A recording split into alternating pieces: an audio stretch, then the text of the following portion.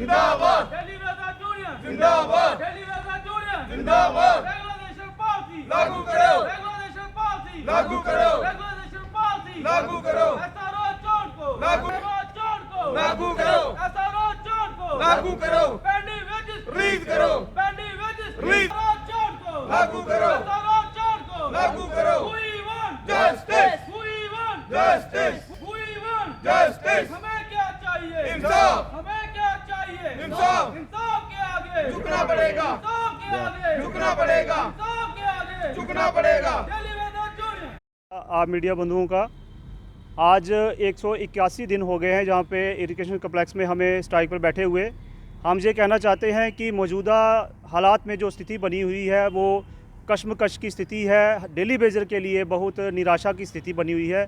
और कल के दिन में एक माननीय गृह मंत्री जी का एक कमेंट हमने सुना, वो उन्होंने हिदायत दी है कि डेली बेजर के जो भी मसले हैं, जो जम्मू कश्मीर के आल मसले हैं जो भी, तो वो उनको फौरी तौर पर हल किया जाए। ये एलजी साहब को उन्होंने दिशा निर्देश दिए हैं।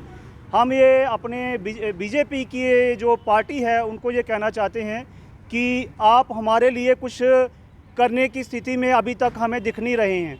अगर कल को माननीय गृह मंत्री ने जैसे एलजी साहब को निर्देश दिए हैं, अगर हमारा काम वो कर देते हैं तो आपका कहीं फिर वो ग्राउंड पे आप कहीं नहीं दिखते हमें, और ना ही हम आपका कोई सतह बनेगी, क्योंकि वो एलजी साहब हैं।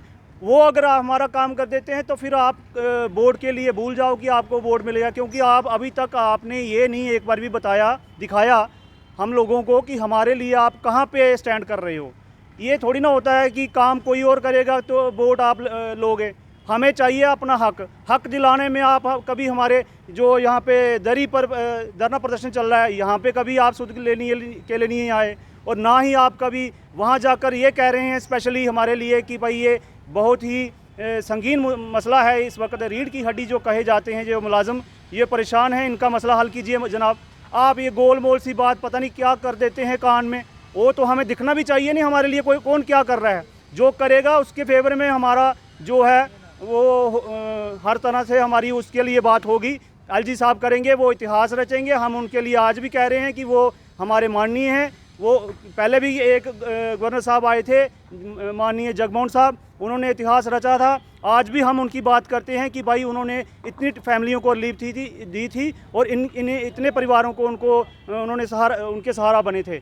इस ऐसे ही जो हमारे एलजी साहब भी अगर हमारा काम कर देते हैं तो हम उनका ही गुणगान करेंगे जनाब। आपका गुणगान करने से रहे, क्योंकि आप हमें कहीं दिख नहीं रहे हैं हमारे लिए।